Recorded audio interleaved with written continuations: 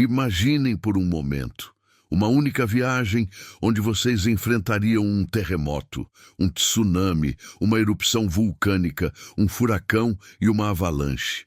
Parece roteiro de filme de desastre, não é mesmo? Mas o que vou contar para vocês hoje realmente aconteceu com uma família real, e essa história vai mudar completamente a forma como vocês veem a sorte ou o azar. Se vocês gostam de descobrir histórias que desafiam a lógica e nos fazem questionar os limites entre coincidência e destino, vocês estão no lugar certo. Aqui no Além do Óbvio, toda semana eu trago histórias reais que parecem impossíveis, mas que vão abrir a mente de vocês para um mundo muito mais surpreendente do que imaginam. Então aperta esse botão de inscrever-se agora, porque o que vocês vão ouvir nos próximos minutos vai ficar gravado na memória para sempre. Estamos no ano de 2010. Tsutomu Yamaguchi tinha 68 anos e acabara de realizar o sonho da sua vida. Uma viagem ao redor do mundo com sua esposa Hisako e seus 2 filhos já adultos, Takeshi e Yuki. Depois de décadas trabalhando como engenheiro em uma empresa de construção naval em Nagasaki, ele finalmente tinha tempo e dinheiro suficientes para mostrar o mundo à sua família. O plano era ambicioso. Começariam pelo Japão visitando parentes. Depois seguiriam para o Chile para conhecer os Andes. De lá, iriam para o Haiti para um trabalho voluntário que Hisako sempre quis fazer. Depois, Estados Unidos, para visitar amigos que haviam emigrado anos antes, e terminariam na Islândia, porque Takeshi era fascinado por vulcões e queria ver as paisagens únicas do país. 6 meses de viagem, 6 meses para criar memórias que durariam para sempre. O que eles não sabiam é que criariam memórias, sim, mas não exatamente do tipo que esperavam. Tsutomu era um homem meticuloso. Planejou cada detalhe da viagem durante 2 anos. Estudou os climas, as estações, os melhores roteiros. Verificou dezenas de vezes as datas, os voos, as reservas de hotel. Era impossível dar errado, pensava ele. Afinal, que probabilidade existiria de algo realmente ruim acontecer?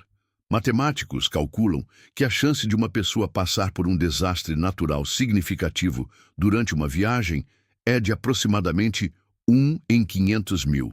A chance de passar por 2 desastres diferentes na mesma viagem, 1 em 250 bilhões. Agora imaginem as chances de 5 desastres diferentes. Mas a família Yamaguchi estava prestes a descobrir que algumas estatísticas simplesmente não se aplicam a certas pessoas. Ou talvez que o universo às vezes tem seus próprios planos, muito diferentes dos nossos. A primeira parada seria Tóquio, onde visitariam a irmã de Tsutomu. Era março de 2011 e eles estavam animados. Nada poderia dar errado nessa viagem tão bem planejada. Ou pelo menos era isso que pensavam enquanto o avião decolava de Nagasaki em direção à capital japonesa. O que aconteceria nas próximas horas mudaria não apenas essa viagem, mas a perspectiva que essa família teria sobre a vida para sempre. E tudo começou com um tremor que ninguém esperava. Era 11 de março de 2011, 14h46, no horário local. A família Yamaguchi havia acabado de fazer o check-in no hotel em Tóquio e estava se preparando para sair e explorar a cidade. Tsutomu estava no banheiro escovando os dentes quando sentiu uma pequena vibração. No Japão, pequenos terremotos são tão comuns que a maioria das pessoas nem para o que está fazendo. Mas esta vibração não parou. Ela cresceu. Em questão de segundos, o que parecia um tremor rotineiro se transformou no terremoto mais poderoso já registrado no Japão. Magnitude 9.0 na escala Richter. O hotel de 15 andares balançava como um pêndulo gigante. Hisako gritava no quarto tentando se segurar na cama, enquanto Takeshi e Yuki, que estavam no corredor, foram jogados contra as paredes. Por 6 minutos intermináveis, a terra literalmente dançou sob os pés deles. 6 minutos que pareceram horas. O barulho era ensurdecedor. Vidros se estilhaçando, estruturas metálicas gemendo, sirenes de emergência misturadas aos gritos de pânico de milhares de pessoas. Quando finalmente parou, Tsutomu reuniu a família no corredor. Todos estavam bem, apenas assustados e com alguns arranhões. Foi só um terremoto forte, disse ele, tentando acalmar todos. Agora acabou. Vamos descer com calma e esperar no térreo, até ter certeza que não haverá mais tremores. Que ironia trágica foram essas palavras. Agora acabou, porque o terremoto era apenas o começo. O que Tsutomu não sabia é que terremotos submarinos dessa magnitude geram algo muito pior: tsunamis. E às 15h30, apenas 44 minutos depois do terremoto, ondas de até 40 metros de altura. Isso mesmo. 40 metros, altura de um prédio de 13 andares, começaram a varrer a costa leste do Japão. O hotel onde estavam ficava a apenas 3 quilômetros da costa. Da janela do térreo, eles viram algo que parecia um filme de ficção científica. Uma parede negra de água se aproximando, engolindo tudo em seu caminho. Carros, casas, árvores, pessoas... Tudo desaparecia na água lodosa que avançava terra adentro com uma velocidade aterrorizante. "Subam, subam agora!" gritou um funcionário do hotel. Em pânico total, centenas de hóspedes correram escada acima. A família Yamaguchi chegou ao 8º andar quando a água invadiu o térreo do hotel. Do lado de fora, o mundo havia se transformado em um oceano marrom e turbulento, cheio de destroços flutuando. Ficaram presos no hotel por 3 dias, sem eletricidade, sem aquecimento, com pouca comida e água. Do 8º andar, assistiram a um espetáculo apocalíptico, a água levando embora tudo o que conheciam da civilização. Yuki, a filha mais nova, não parava de chorar. Takeshi tentava ser forte, mas suas mãos tremiam constantemente. Foi Hisako quem disse as palavras que todos estavam pensando. Talvez devêssemos cancelar a viagem e voltar para casa. Mas Tsutomu, com aquela teimosia japonesa que o havia levado longe na vida, respondeu: "Não, isso foi uma coincidência terrível.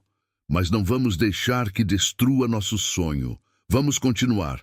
O que poderia dar errado agora?" Essa pergunta seria respondida de forma dramática apenas 2 semanas depois, quando pisassem em solo chileno. 2 semanas depois, 27 de março de 2011. Santiago, Chile.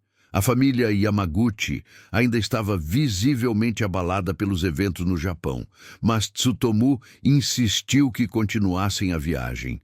"Precisamos de algo positivo para apagar essas memórias ruins", dizia ele. O plano era passar 1 semana no Chile, conhecer os Andes e depois seguir para o Haiti. Eles se hospedaram em um pequeno hotel nas montanhas, cerca de 80 quilômetros de Santiago. O lugar era perfeito. Ar puro, paisagem deslumbrante, silêncio absoluto. Exatamente o que precisavam para se recuperar do trauma no Japão. Takeshi estava particularmente animado. Sempre sonhara em fazer trilhas nos Andes. Na manhã do 3º dia, decidiram fazer uma caminhada até um mirante famoso na região. O guia local, Carlos, os avisou que havia possibilidade de chuva, mas nada preocupante.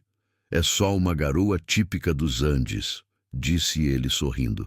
Começaram a subir às 8h da manhã.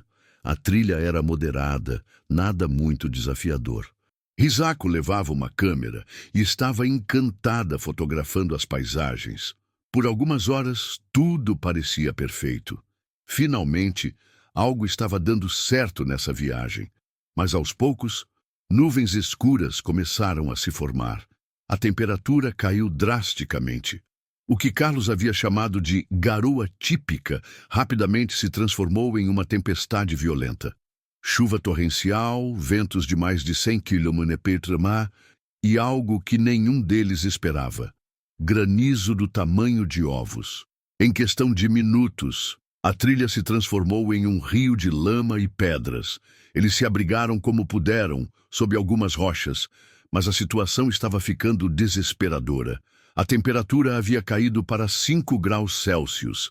Yuki começou a apresentar sinais de hipotermia. E então, o pior aconteceu. O barulho veio primeiro. Um rugido surdo, como se a própria montanha estivesse gemendo. Carlos imediatamente soube o que era. Avalanche! Gritou ele. Corram! Mas para onde correr quando você está no meio de uma montanha e uma parede de neve, gelo e rochas desce em sua direção a mais de 200 km/h? Eles correram desesperadamente trilha abaixo, escorregando na lama, tropeçando em pedras, com os pulmões queimando no ar rarefeito da altitude. Atrás deles, o rugido ficava cada vez mais alto. A avalanche estava ganhando terreno. Foi Takeshi quem avistou uma pequena caverna natural na lateral da trilha. Ali! Gritou ele. Literalmente se jogaram dentro da caverna segundos antes da avalanche passar rugindo do lado de fora. Ficaram presos na caverna por 18 horas. 18 horas no escuro, no frio, ouvindo o som das pedras e do gelo ainda caindo lá fora. Sem comida, sem água, sem saber se alguém estava procurando por eles. Hisako sussurrava orações budistas. Yuki havia parado de tremer, o que, ironicamente, era um sinal ainda mais preocupante. Quando finalmente foram resgatados por uma equipe de montanhistas, todos estavam em estado de choque severo. Takeshi tinha 2 costelas fraturadas. Hisako havia perdido 3 dedos dos pés por congelamento. Yuki precisou ser hospitalizada por hipotermia grave. No hospital, o médico disse a Tsutomu: "Vocês tiveram muita sorte. Muito pouca gente sobrevive a uma avalanche desse tamanho." Sorte. Essa palavra começou a soar estranha para a família Yamaguchi. Que tipo de sorte era essa que os salvava de desastres que eles nem deveriam estar enfrentando em primeiro lugar? Desta vez, todos concordaram. Era hora de cancelar a viagem e voltar para casa. Mas o destino tinha outros planos. Por uma confusão na companhia aérea, todos os voos para o Japão estavam lotados por 2 semanas. A única opção disponível era o voo que eles já tinham reservado para o Haiti. Só mais uma parada, disse Tsutomu, tentando convencer a si mesmo mais do que aos outros. O que poderia acontecer no Haiti? 12 de abril de 2011. Porto Príncipe, Haiti. A família Yamaguchi desembarcou ainda visivelmente machucada pelos eventos anteriores. Hisako usava muletas por causa dos dedos dos pés amputados pelo congelamento e Takeshi ainda sentia dores nas costelas fraturadas. Mas estavam determinados a fazer algo positivo. Hisako havia se inscrito meses antes para trabalhar como voluntária em um orfanato local. O Haiti ainda estava se recuperando do devastador terremoto de 2010 que matou mais de 300 mil pessoas. Ironicamente, eles estavam indo para um país que já havia passado pelo tipo de tragédia que eles mesmos haviam enfrentado no Japão. Pelo menos aqui já aconteceu o pior, comentou Yuki, tentando ser otimista. Não pode haver outro terremoto grande tão cedo. Como ela estava enganada. O orfanato ficava nos arredores de Porto Príncipe. 70 crianças, entre 3 e 16 anos, que haviam perdido tudo no terremoto do ano anterior. O trabalho era simples: ajudar na cozinha, ensinar algumas palavras em japonês, brincar com as crianças. Por 3 dias, tudo correu bem. As crianças adoravam Yuki, que tinha uma paciência infinita, e Takeshi havia se tornado popular ensinando origami. Mas no 4º dia, 16 de abril, às 11h30 da manhã, a terra voltou a tremer. Desta vez, não foi um terremoto de magnitude 9.0 como no Japão. Foi apenas magnitude 5.8. Mas para um país ainda fragilizado pela tragédia anterior, onde muitos prédios haviam sido apenas remendados e não reconstruídos adequadamente, foi suficiente. O orfanato, um prédio de 2 andares construído rapidamente após o terremoto de 2010, começou a desmoronar.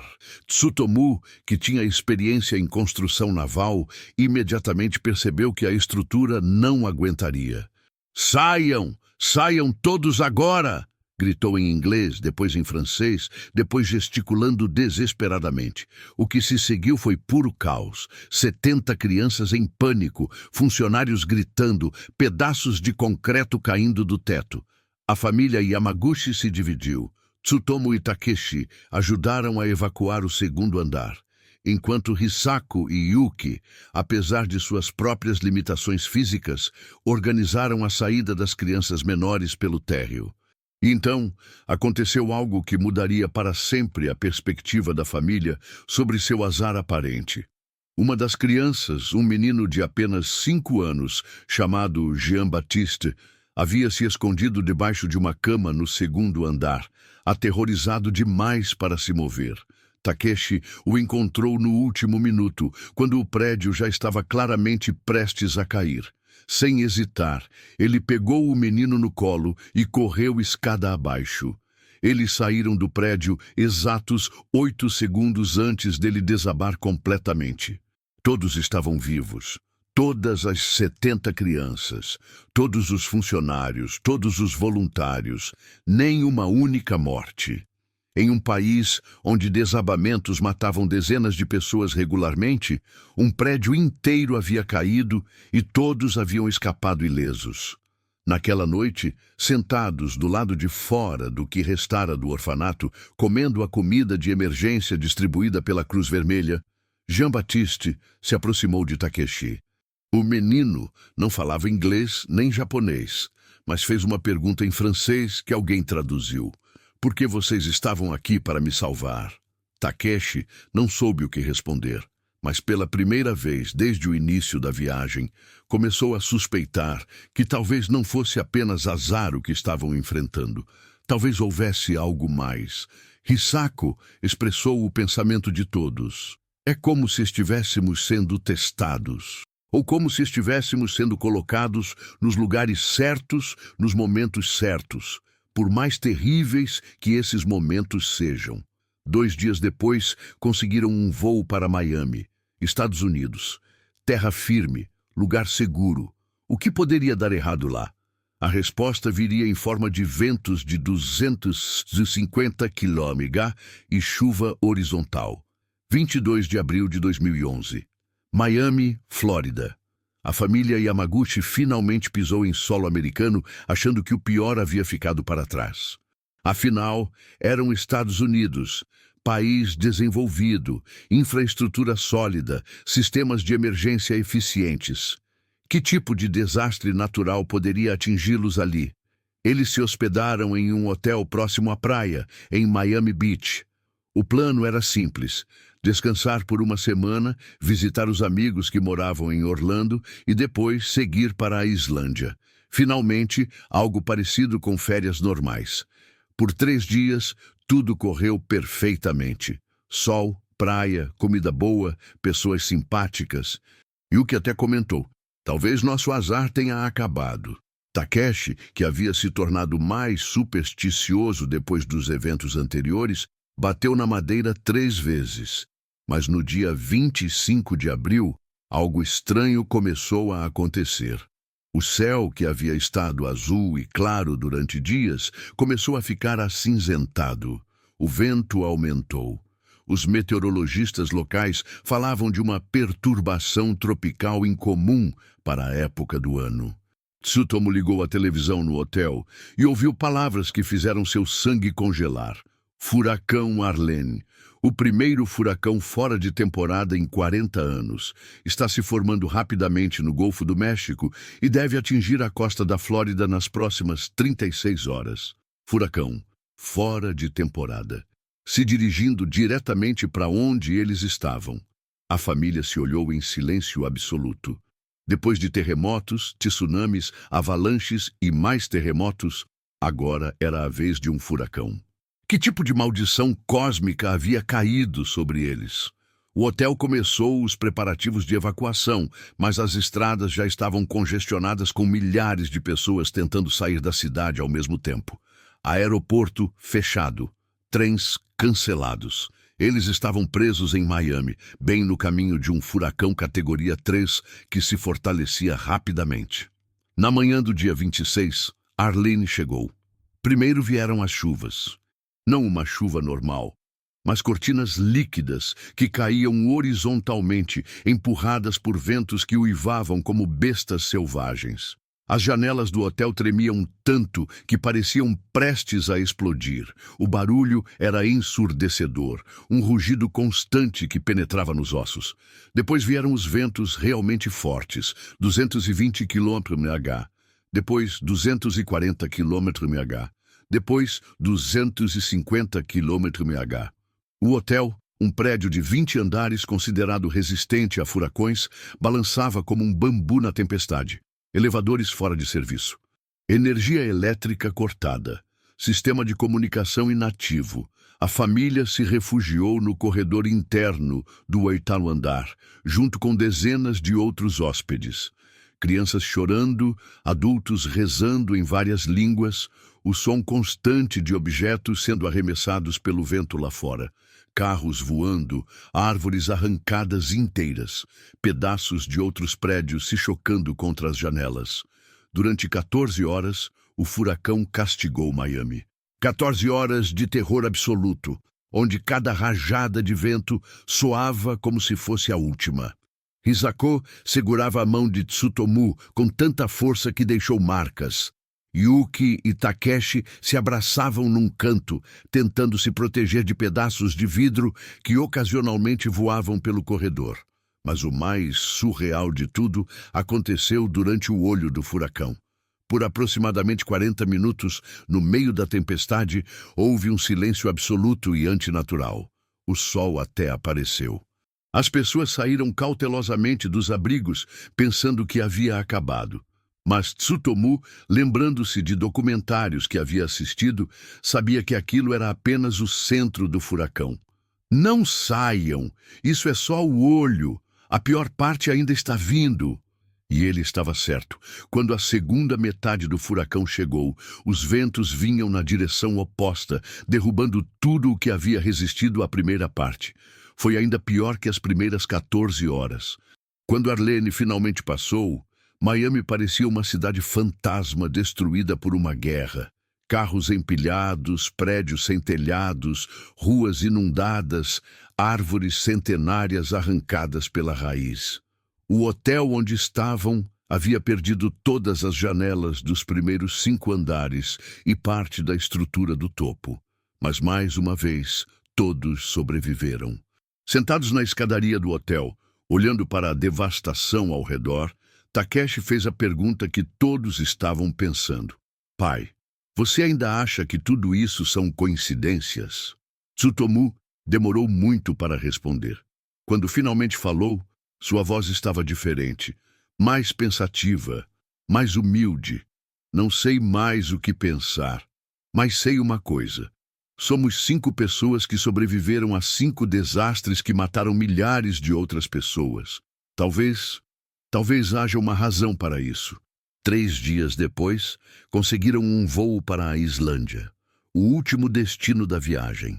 Certamente, em uma ilha pequena e pacífica no meio do Atlântico Norte, nada mais poderia dar errado. Ou poderia? 2 de maio de 2011. Aeroporto Internacional de Keflavik, Islândia. Quando a família Yamaguchi pisou em solo islandês, eles mal conseguiam acreditar que haviam chegado ao último destino da viagem. 5 desastres naturais, 5 escapadas milagrosas. E finalmente estavam em um lugar que parecia normal. A Islândia os recebeu com sua beleza selvagem característica. Paisagens vulcânicas dramáticas, cachoeiras impressionantes e aquele ar puro e gelado que parecia limpar os pulmões dos traumas acumulados.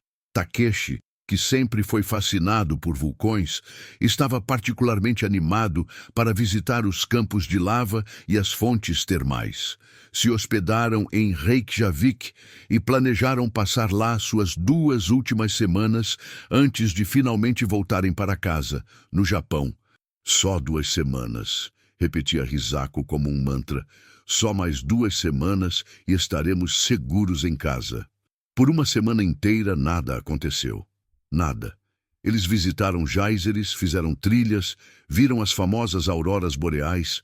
Tomaram banho nas fontes termais. Era como se finalmente tivessem encontrado paz. Yuki até riu pela primeira vez em 2 meses. Takeshi parou de olhar nervosamente para o céu a cada 5 minutos. Mas no dia 9 de maio, durante o café da manhã no hotel, Tsutomu percebeu algo estranho na televisão local. As notícias mostravam imagens de cientistas correndo para seus equipamentos, gráficos complexos piscando em vermelho e uma palavra que ele reconheceu mesmo em islandês. Eldfjall, vulcão. O vulcão Grímsvötn, um dos mais ativos da Islândia, havia começado a mostrar sinais de atividade incomum durante a madrugada. Pequenos terremotos, aumento da temperatura nas proximidades, emissão de gases. Os cientistas estavam em alerta máximo. Takeshi, ironiamente, ficou animado. Pai, você imagina? Estamos aqui justamente quando um vulcão pode entrar em erupção. Que sorte incrível! Sorte. Mais uma vez, essa palavra. Na manhã do dia 21 de maio, exatamente uma semana antes do voo de volta para casa, Grímsvötn explodiu. Não foi uma erupção qualquer. Foi uma das maiores erupções vulcânicas da Islândia em 100 anos. Uma coluna de cinzas e gases se elevou a mais de 20 quilômetros de altura, criando uma nuvem negra que cobriu todo o céu islandês. O barulho da explosão foi ouvido a centenas de quilômetros de distância. Mas o pior não era a erupção em si. O pior era o que ela causou. A maior interrupção do tráfego aéreo europeu desde a Segunda Guerra Mundial. A nuvem de cinzas vulcânicas, carregada de partículas microscópicas que podiam destruir motores de avião, se espalhou por toda a Europa. Mais de 100 mil voos foram cancelados, aeroportos inteiros fechados, milhões de pessoas presas, e a família Yamaguchi estava bem no centro de tudo isso. De Reykjavik, eles podiam ver a coluna de fogo e cinzas se erguendo no horizonte como uma torre apocalíptica. O céu havia se tornado de um cinza alaranjado sinistro. Cinzas vulcânicas caíam como neve suja sobre a cidade. O cheiro de enxofre estava por toda parte. Durante 5 dias, estiveram presos na Islândia. 5 dias respirando ar carregado de cinzas vulcânicas, vendo o céu tingido de cores sobrenaturais, sentindo a terra tremer ocasionalmente com as explosões contínuas do vulcão. Mas foi durante esses 5 dias que algo extraordinário aconteceu.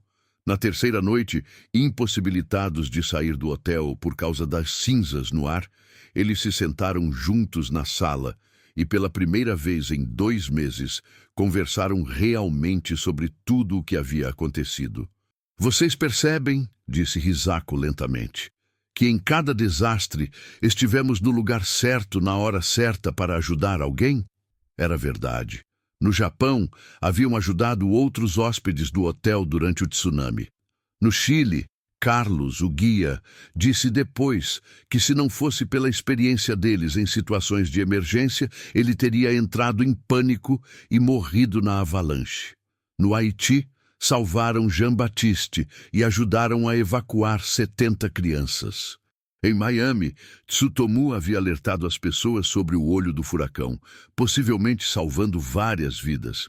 É como se, continuou Takeshi pensativo, cada desastre nos preparasse para o próximo.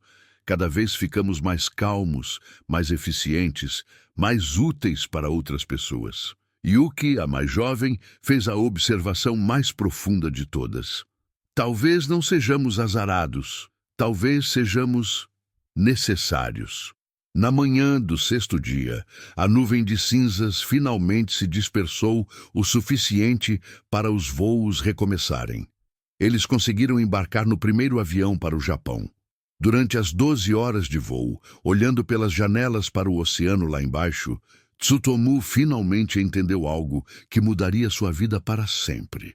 Às vezes, o que parece azar é, na verdade, propósito disfarçado. 6 meses depois, de volta ao Japão, a família Yamaguchi criou uma fundação para ajudar vítimas de desastres naturais ao redor do mundo.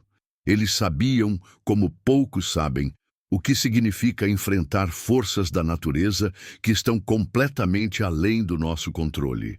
Mais importante ainda, sabiam o que significa sobreviver e encontrar propósito no meio do caos. Tsutomu sempre diz: não fomos os mais azarados do mundo, fomos os mais preparados. Durante 5 desastres naturais, eles salvaram vidas, incluindo as próprias. Cada catástrofe os transformou de vítimas em heróis, de pessoas em pânico em pessoas preparadas para ajudar outros em momentos de desespero absoluto. Hoje, Jean-Baptiste, aquele menino de 5 anos do Haiti, está com 18 anos e estuda engenharia no Japão, com uma bolsa paga pela fundação da família Yamaguchi. Carlos, o guia chileno, se tornou instrutor de sobrevivência em montanha. Dezenas de outras pessoas que eles ajudaram ao longo dessa viagem impossível continuam em contato, formando uma rede global de sobreviventes que se apoiam mutuamente. A pergunta que fica é: será que existe mesmo sorte ou azar?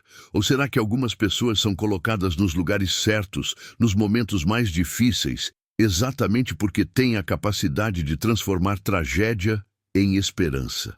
A história da família Yamaguchi nos ensina que talvez a verdadeira sorte não seja evitar os problemas, mas descobrir que somos mais fortes e mais úteis do que jamais imaginamos, especialmente quando tudo parece estar desabando ao nosso redor. Se essa história mexeu com vocês tanto quanto mexeu comigo, deixem aquele like para que mais pessoas possam conhecer essa história incrível. E se vocês querem continuar descobrindo histórias que mudam nossa forma de ver o mundo, se inscrevam no canal e ativem o sininho, porque toda semana eu trago relatos reais que provam que a realidade é muito mais surpreendente que qualquer ficção. Nos vemos na próxima e lembrem-se, às vezes, quando tudo está dando errado, é porque algo muito certo está prestes a acontecer.